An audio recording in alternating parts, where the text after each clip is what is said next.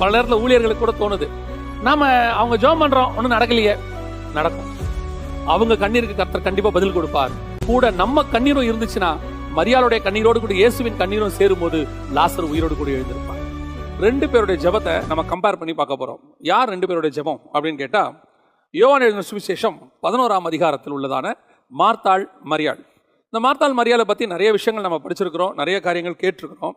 ஆனால் இந்த 2 பேருக்கும் உள்ள ஒரு மிகப்பெரிய டிஃபரன்ஸ். நிறைய பேர் என்ன சொல்லுவாங்கன்னா, அவங்க வேலை பார்த்துக்கிட்டு இருந்தாங்க, இவங்க பாதத்தில் உட்காந்துருந்தாங்க, எடுபடாத நல்ல பங்கு தெரிஞ்சுக்கிட்டாங்க, எல்லாம் உண்மைதான், அதில் எந்த மாற்று கருத்தும் இல்லை. ஆனால் மார்த்தாள் இடத்துல ஒரு ஜெபம் இருந்தது, மரியாள் இடத்துல ஒரு ஜெபம் இருந்தது. ஆனால் ஜெபம் ஒன்று தான், அந்த ஜெபம் முறை தான் வேறு. அதுதான் நான் சொல்ல வரேன் இன்னைக்கு. இப்போ யோவான் எழுதின சுவிசேஷம் 11ஆம் அதிகாரத்தில் 21வது வசனம், மார்த்தாள் இயேசுவினிடத்தில் வந்து, ஆண்டவரே, நீர் இங்கே இருந்தீரானால் என் சகோதரன் மரித்திருக்க மாட்டான் அப்படின்னு சொல்றாங்க. லாசரு மரித்து போய்விட்டார், கல்லறையில் அடக்கம் பண்ணப்பட்டாகிவிட்டது, 4 நாள் ஆயிடுச்சு. இயேசு அதற்கு பிறகுதான் அந்த கிராமத்துக்கு வராரு. இப்போ இயேசு வந்தார் என்று கேள்விப்பட்டு மார்த்தாள் இயேசுகிட்ட ஓடுறாங்க. ஓடி போய் அவரை பார்த்து பணிஞ்சு கொண்டு அடுத்து அவங்க சொல்றாங்க, ஆண்டவரே, நீர் இங்கே இருந்திருப்பீரானால் என் சகோதரன் மரித்திருக்க மாட்டான். இப்போ இவங்க பேசி முடிச்சுட்டாங்க. இயேசுக்கும் இவங்களுக்கு நடுவில் ஒரு பெரிய கான்வர்சேஷனே நடக்குது. இயேசு சொல்றாரு, நீ தேவனிடத்தில் கேட்டுக்கொள்வது எதுவோ அதை தேவன் உனக்கு தந்துடுவார் என்று அறிந்திருக்கிறேன் என்றால், அடுத்து உன் சகோதரன் உயிர்த்து எழுந்திருப்பான் என்றார். இப்படி நிறைய பெரிய கான்வர்சேஷனே நடக்குது.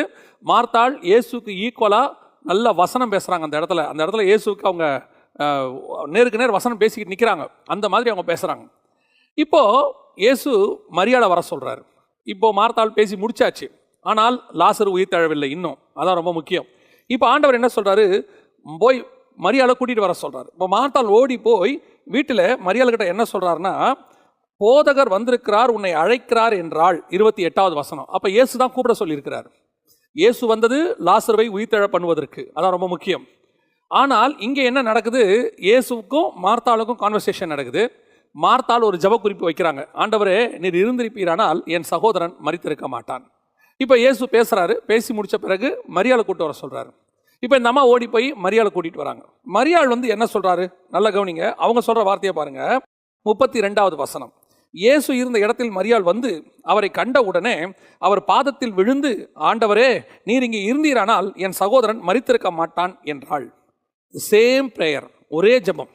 ஆனால் இதுக்கு என்ன ரிசல்ட் அப்படின்னு பார்த்தீங்கன்னு சொன்னா, உடனே அவனை எங்கே வைத்தீர்கள் என்றார். ஆண்டவரே, வந்து பாரும் என்றார்கள்.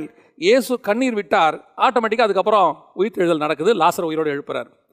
ஒரே பிரேயர் தான். மார்த்தாள் செய்ததும் அதே பிரேயர் தான், மரியாள் செய்ததும் அதே பிரேயர் தான். 2 பேரும் வந்து சொல்றாங்க, நீர் இருந்திருப்பீரானால் சகோதரன் மரித்திருக்க மாட்டான்.